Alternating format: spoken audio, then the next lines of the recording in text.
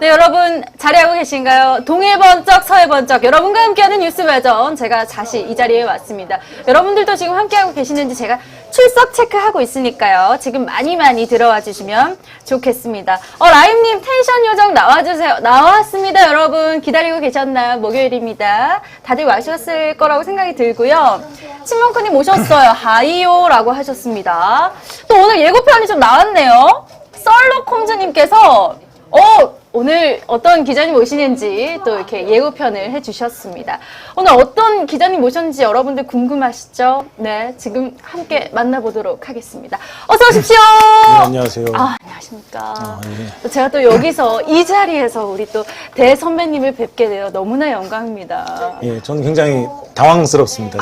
이 분위기가 지금 적응이 안 되고 있어요. 저랑 또 편하게 이렇게 예, 알겠습니다. 약간 이제 커피 한잔 한다 이런 생각으로 해주시면 좋을 것 같고요. 여러분들 오늘 또 처음 보신 외전에서는 또 처음 뵈셨을 것 같은데, 여러분들 오늘 어떤 분인지 자기소개 한번 들어보도록 하겠습니다. 자기소개 한번 부탁드릴게요. 예, 저는 지금 부동산부 출입하고 있는 김민수 기자라고 합니다. 부동산 관련해서 좀 모든 것을 좀 취재하고 있고요. 오늘은 재건축 관련해서, 안전진단 관련해서 그 취재한 여담을 좀 들려드리기 위해서 나왔습니다. 예, 우리 또 김민수 기자님께서 오늘 여러분을 만나뵙기 위해 이 자리에 왔으니까요. 여러분들 얼른 들어오셔가지고 궁금한 점 있으시면요. 열려있는 방송, 소통하는 방송, 여러분과 함께하는 뉴스 외전 채팅으로 함께 해주시면 좋을 것 같습니다. 출석 체크 잠깐 해볼게요. 예. 네, 김지미님, 민지 누나 언제나 제가 누나인지 확인은 안 됐지만 늘 누나라고 불러주신 우리 지미님 와주셨고요. 또 제가 이름을 차마 말씀드리지 못하는 GW님도 오셨습니다. 자리 바뀌었네. 여러분께 새로운 모습으로 찾아왔고요. 네, 오늘 또 민수 기자님과 함께 부동산에 대해서 깊이 지하 1층, 2층, 3층까지 내려가 보도록 하겠습니다. 오늘 리포트가 좀 재건축, 좀 부동산 이슈에 관련된 거였는데 또 어떤 내용이 좀 중요 포인트였나요?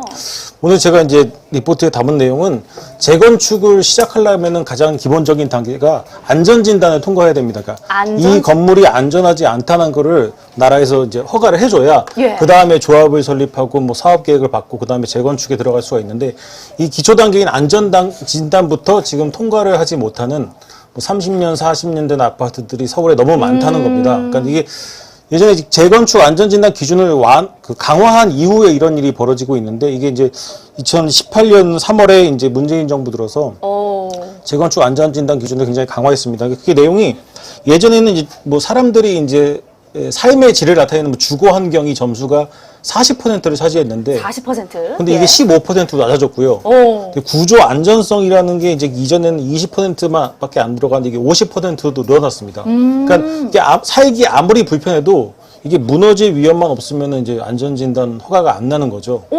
좀 의아한데요. 삶의 질이 왜 안 중요해진 건가요? 이게 어쨌든 간에 이제 2018년도가 이제 부동산 가격이 굉장히 많이 상승했을 때인데, 그때 이제 상승을 주도했던 게 이제 강남 재건축 아파트들이거든요. 그래서 강남 재건축을 잡아야 집값을 잡을 수 있다는 판단 하에 안전진단 기준을 굉장히 강화를 했죠. 네. 근데 그 여파가 이제 그 이후에 집값이 잡혔으면 다행인데, 그렇죠. 집값이 계속 오르면서 이 기준을 완화도 할 수도 없고, 지금 와서 풀어줄 수도 없고, 그러다 보니까 재건축 자체가 시작부터 막혀있는 단지들이 굉장히 많습니다. 정말 불편할 것 같아요. 직접 또 현장에 다녀오셨는데 우리 민수 기자님께서 현장을 보시니까 좀 어땠나요, 그 현장을? 제가 다녀온 곳이 노원구에 지난 7월에 그 최종 탈락한 노원구의 태릉 우성 아파트인데요. 예. 가서 보니까 이제 굉장히 참 당황스럽더라고요. 저도 이제 그런 아파트 단지를 실제로 들어가서 본 적은 처음인데, 네. 일단 아파트 외벽 자체가 금이 가 있고, 아파트가 이게 보면은 끝에가 이렇게 기울어져 있어요. 어머. 실제로 금이 가 있고. 어머, 피사의 사탑인가요? 예, 외벽에 콘크리트가 떨어져 나가 있습니다. 그 동이 근데 안전진단을 받은 바로 그 동인데, 그 동이 안전진단에서 탈락을 했거든요. 그럼 무너지지 않겠다, 이렇게 판단을 했다는 거네요? 그러니까 구조적으로 이게 어째서 좀 보완해서 쓸 수 있다 그러면은 허가를 안 해주는 셈인데, 사실 그거 외에도 사실 이제 주거 환경이나 측면에서 그곳은 이제 7, 80년 된 아파트들은 이제 주차장이 워낙 좁고, 그죠. 그러니까 밤에는 이제 만약에 불이 나면은 소방차가 들어올 수가 없습니다, 아예. 세상에. 그리고 다른 걸로는 이제 아예 이제 그 전기 배선이나 이런 것들이 7, 80년대 수준에 있기 때문에 여름에는 에어컨을 제대로 못 트는 경우도 많고요. 그것 때문에 화재가 발생하는 경우도 있고, 물론 수도에 녹물 나오고 누수가 생기는 건 아주 흔한 일이고요. 정말 그러면 아까 리포트에 담아주신 내용은 뭐 조족지열 정말 작은 부분인 예, 제가 거예요. 이제 아파트를 다 뜯어볼 수가 없기 때문에 겉에 보이는 것만 리포트에 담았는데 와. 실제로 안에 들여다보면 문제들이 굉장히 많다고 합니다. 예, 지금 라임님도 그렇고 외벽에 금이가 있는데 도대체 뭐가 더 위험한 해야 되냐 뭐 이런 얘기도 하시는데 주민들 반응은 어때요? 주민들은 이제 굉장히 당황스럽죠. 이게 사실 재건축 안전진단이라는 게 단계가 있는데, 그러니까 1차, 2차에서는 이게 재건축의 필요성이 있다고 이제 판단을 하는데, 마지막에 적정성 검토라는 걸 합니다. 네. 이게 정부 산하기관에서 하는 건데, 그 점수를 사실상 정부 기준으로 맞춰서 매기는 거죠. 근데 그 점수가 왜 그렇게 나왔는지는 구체적으로 밝히진 않아요. 그래서 결과만 받아볼 수 있지, 이게 점수가 네가 뭐가 잘못돼서 이 점수를 받았어라는 걸 구체적으로 알려주지는 않습니다. 최종 결과만 통보해주지. 그러다 보니 주민들은 굉장히 당황스러울 수밖에 없죠. 그리고 이제 이 안전진단 받을 때 뭐 2, 3억 정도 비용이 들어갑니다. 이게 주민들이 모아서 내는 건데, 예. 이게 이제 최종 적정성 검사에서 떨어지면은 1차부터 다시 시작을 해야 됩니다. 그러니까 이걸 다시 시작하는 경우에 이 비용을 또 다시 그렇죠. 모아야 되는 예. 부분이 있거든요. 이게 뭐 하는 일인지 모르겠네요. 이게 그렇습니다. 어떻게 보면 그 과정이 깜깜이로 진행이 된다 이런 말씀이신 거잖아요. 네, 그렇습니다. 그런 것도 좀 답답한 부분이 많을 것 같습니다. 지금 또 계속 나오시는 분들이 뭐 그렇다고 집값을 잡지도 못하고 둘 다 이렇네요. 이렇게 코코님도 얘기를 하셨습니다. 맞습니다. 그러면 그 2억 원을 또 모아가지고 다시 처음부터 해야 되고 이런 상황들에 처해 있는 아파트가 사실 요 아파트만은 아닐 거라 생각이 듭니다. 제가 아까 그 노후 아파트 얘기를 좀 했었는데요. 예. 서울 지역만 볼 때 20년이 넘는 아파트가 17% 정도 됩니다. 전체 아파트 중에. 그러니까 30년이 넘는 아파트가 17%고요. 저보다 나이가 많네요. 예. 20년이 넘는 아파트를 따지면은 전체의 46%입니다. 세상에. 그러니까 재건축에 들어갈 수 있는 아파트가 서울에 이제 대략적으로 한 20%라고 보시면 되는데, 그게 단계적으로 이제 안전진단부터 통과해서 단계적으로 추진이 좀 돼야 될 텐데, 이게 지금 문재인 정부 들어서 몇 년 동안 쭉 막아놓다 보니까 이게 언젠가는 풀어줘야 되거든요. 필요성 그렇죠, 때문에. 그렇죠. 근데 그걸 한꺼번에 풀어주면은 사실 그걸 한꺼번에 그 지역이 다 공사를 할 수 없는 거고, 아파트 같은 경우에는 노후단지들이 굉장히 밀집하게 모여 있거든요. 그래서 사실 목동 같은 경우에는 엄청나게 큰 단지가 모여 있는데, 그걸 한꺼번에 재건축을 할 수는 없기 때문에 예. 단지별로 차근차근 이제 허가를 해주고 순서대로 좀 공사를 하는 게 맞는데, 지금은 이제 꽉 막혀 있다 보니까 이게 주민들이 사실 이러지도 저러지도 못하는 상황이죠. 네. 그럼 이런 부분에 대해서 이의제기 같은 건 혹시 가능한 거예요? 안전진단 이렇게 나왔는데 우리 좀 이상하다고 생각한다. 이의제기 하고 싶다. 이거 가능한가요? 이 제기를 해볼 수는 있습니다. 그 해당 구청에서도 제가 앞서 이 리포트에서도 다뤘었는데, 지금 이제 문제가 심각하게 벌어진 뭐 양천구청, 목동에 있는 양천구청이나 상계동에 있는 노원구청, 이런 지역들은 이제 구청장님들이 다 여당인 민주당 출신 분들입니다. 아하. 그래서 사실은 정부 시책에 반대하기가 쉽지 않은데, 그렇죠. 이 주민들이 너무 들고 일어나니까 이 구청장님들이 최근에 이제 국토부 장관을 만나서 이거 좀 풀어줘야 되는 거 아니냐. 개선해달라. 그러니까 집값이 오르는 거를 어떻게 보완할 방법을 만들더라도 이걸 좀 풀어줄 방법을 고민해 보자라고 얘기했는데, 뭐 국토부는 사실 이제 지금 집값이 이렇게 오른 상황에서 좀 이걸 건드리기가 쉽지 않은 것도 분명히 뭐 이해는 갑니다. 근데 사실 또 이제 이번 정부의 부동산 정책이 지금 사실상은 없어진 상황이라서 예. 지금 정부의 부동산 정책이 뭐 공급을 하겠다는 이런 얘기들만 있지 실제로 정책이 나오고 있는 건 없습니다. 이제 그렇죠. 공급이라는 게 3기 신도시 들어보셨죠? 아, 들어봤죠. 네. 저도 이제 청약에 도전하려고 했지만 못했고요. 그러니까 3기 신도시 중에 가장 빠른 이제 계양 신도시가 계양. 2026년 2월에 입주가 목표입니다. 26년이요? 그러니까 앞으로 5년 후죠. 5년. 그러니까 다음 정권의 후반기에 그러네요. 첫 입주가 시작됩니다. 예, 그것도 예. 예정이라서 어. 예정대로 이제 땅이 잘 되면은 확보가 되고, 그래서 사실 2026년도 어렵다는 얘기들이 많이 나오고 있는데, 실제로 공급은 되기 어렵고, 근데 결국에는 수요를 못 거둘 수밖에 없는 상황입니다. 그래서 최근에 이제 정부가 대출을 통해서 부동산을 좀 그죠. 규제에 나서고 있다고 예, 볼 수 예. 있겠습니다. 사실 저는 이제 정부의 부동산 정책이 이제 대출 규제 뒤에 숨었다고 이런 생각을 좀 하고 있는데, 이게 지금 이게 좀 다른 문제는, 예전에는 이제 정부 초기의 부동산 규제는 다주택자를 잡는 게 그 목표였습니다. 네. 근데 최근에 들어와서 이 이 규제는 실수요자들 자체를 겨냥하고 있다는 거죠. 그렇죠. 예. 제가 또 사실은 여기 또 코코님도 얘기를 해주셨는데 이 재건축 기다리다가 목이 빠지겠다. 매일 생명 위협을 받고 어찌 살아요. 이렇게 얘기를 하셨어요. 근데 제가 또 열심히 보는 드라마 중에 하나에서 한 캐릭터가 이제 재건축을 기다리시는 가장이세요. 이 강북의 재건축을 기다리시는데 이게 안 돼가지고 가정이 정말 막 파탄이 나려고 하고 하는데 사실 이런 문제가 한두 가정의 문제가 아닌 상황이잖아요. 그렇습니다. 정부 당국의 지금 정책으로 봤을 때는 또 부동산 기자로서 어떻게 될 거로 보시는지 전망을 좀 알려주시면 좋겠어요. 일단 이 재건축을 이 문재인 정부가 풀어줄 가능성은 굉장히 희박하다.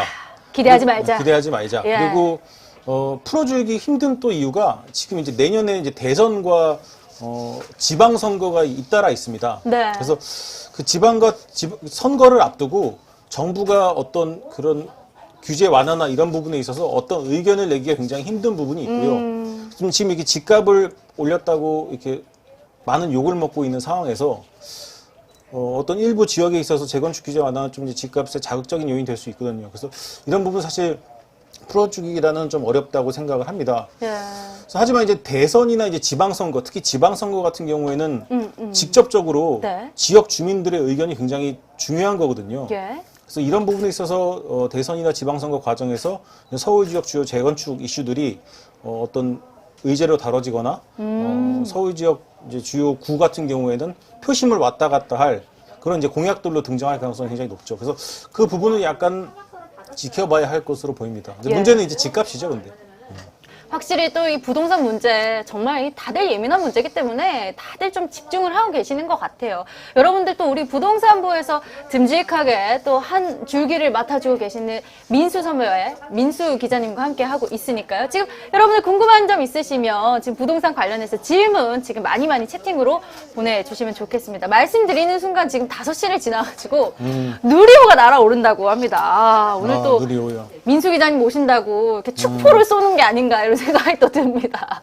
누리호 굉장히 중요하죠. 예, 누리호에 대해서는 또 어떻게 생각하시는지. 이게 누리호가 이제 순수하게 국산 발사체, 여태까지 로켓들은 러시아 로켓을 빌려서 우리가 쐈거든요. 예, 근데 예. 순수하게 우리나라가 발사체를 만든 첫 사례입니다. 그러니까 우리나라 전체 항공 우주 산업의 집약체가 예. 날아오르는 거다. 이게 좀 잘 돼야 우리나라 이제 항공 우주 사업이 좀 발전할 수 있는 이제 큰 계기가 될 거라고 생각합니다. 이게 사실 몇 차례 연기가 됐었는데 네네.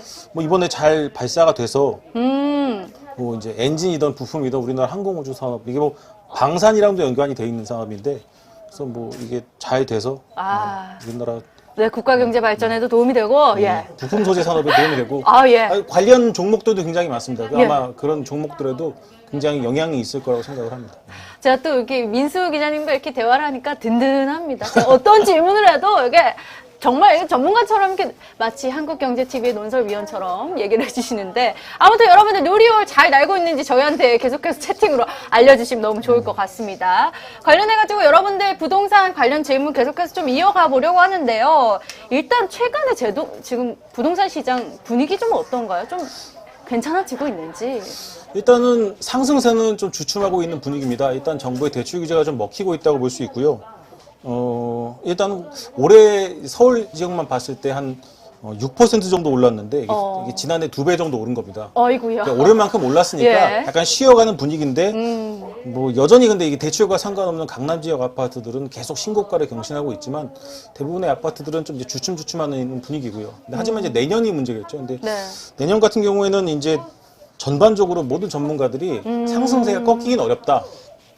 그리고 정부의 대출 규제 역시 이제 실수요자들을 겨냥하고 있는 거기 때문에 예. 사람들이 보통 이제 자기가 살고 있는 집보다 조금씩 좋은 지역으로 옮겨가려고 그렇죠, 하는 그렇죠. 거는 그거를 이제 투기라고 볼 수 없지 않겠습니까? 1주택자라는 경우에. 그래서 그런 수요까지 지금은 다 원천 차단하고 있는데 그런 것들을 계속 막을 수 있을까? 그런 것들에 대한 이제 사람들이 불만이 터져 나올 것이고요. 네. 그래서 이걸 이제 어쨌든 그런 수요에 대해서 좀 허용을 해주면서도 이제 무주택자들에 대한 배려가 함께 좀 맞물려야 좀 이런 문제가 풀리지 않을까. 그러니까 네. 단순히 뭐 집값이 떨어지길 바랄 수만은 없는 상황이고요. 네. 지금 집값이 오르는 걸 최대한 낮추면서 사람들이 좀 자유롭게 좀 이동을 할 수 있게 만들어주고 그리고 이제 무주택자들에 대한 정책적인 좀 배려가 좀 있어야 되지 않나.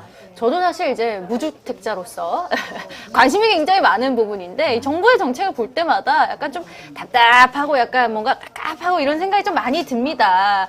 그래서 지금 궁금한 거는 집값 얼마나 더 오르나.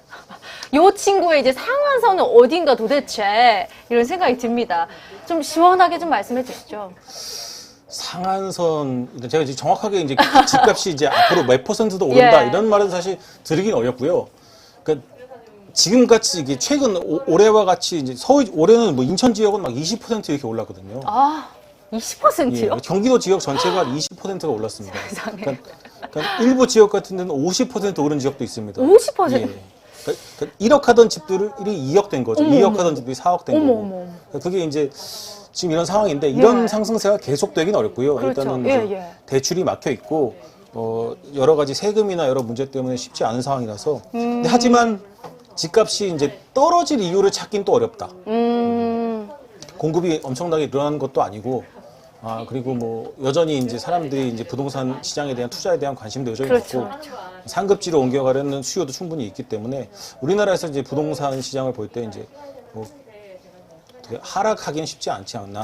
그래서 계속적인 어느 정도 꾸준히 상승세가 전문가들은 뭐 2025년까지는 상승한다 이렇게 보시는 분들이 25년? 예. 그래서 수도권의 뭐 3기 신도시나 이제 지금 정부가 하고 있는 재건축 재개발 활발히 하고 있지 않습니까? 그게 이제 실질적으로 입주를 하려면 4, 5년 걸리거든요. 그죠. 그때까지는 집값이 이제 강세가 불가피하지 않나 뭐 이런 의견들을 계속 내고 있습니다. 네. 좀 마지막으로 하나 좀 여쭤볼게요. 라임님이 부동산 보니까 늦었다 생각할 때가 진짜 늦었다.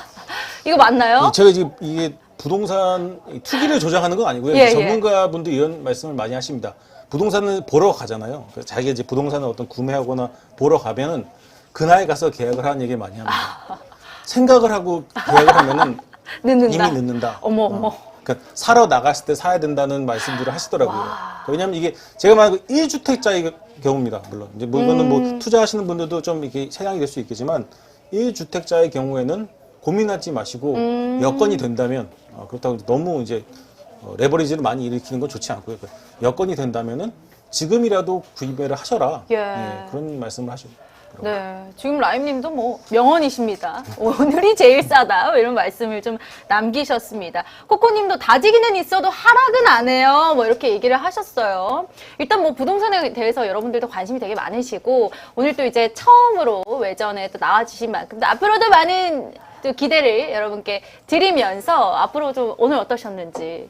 오늘 제가 이런 그 유튜브 생방송에 예. 출연을 해본 게 태어나서 처음인데요. 재밌지 않으세요? 이게 부담은 좀 덜하네요. 제가 이제 막 던질 수가 있어서 그러니까요. 생각보다 약간 부담은 덜하고요. 네. 어쨌든 앞으로 이제 부동산 시장 취재하면서 좀 뭐 재미있는 내용 있을 때마다 자주 찾아뵙도록 하겠습니다. 예, 알겠습니다. 오늘 여러분들 민수 기자님에 대해서 다양한 좀 질문들 좀 주셨는데 또 앞으로는 또 TMI 질문도 많이 할 거예요. 민수 기자님이 또 어떤 거 좋아하시고 또 어떤 취미 있으신지도 알아가는 시간 될 테니까요. 여러분들 많이 기대해 주시고요. 오늘 민수 기자님은 여기서 보내드리도록 할게요. 고생하셨습니다. 네, 감사합니다. 감사합니다. 예, 여러분들 오늘 또 누리호와 함께 오늘 민수 기자님의 첫 등장을 축하하는 시간이 됐습니다. 지금 5시가 넘었으니까, 네, 지금 뭐 일단이 분리됐다라는 얘기까지는 들었는데, 저도 얼른 좀 보러 가고 싶다는 생각이 듭니다.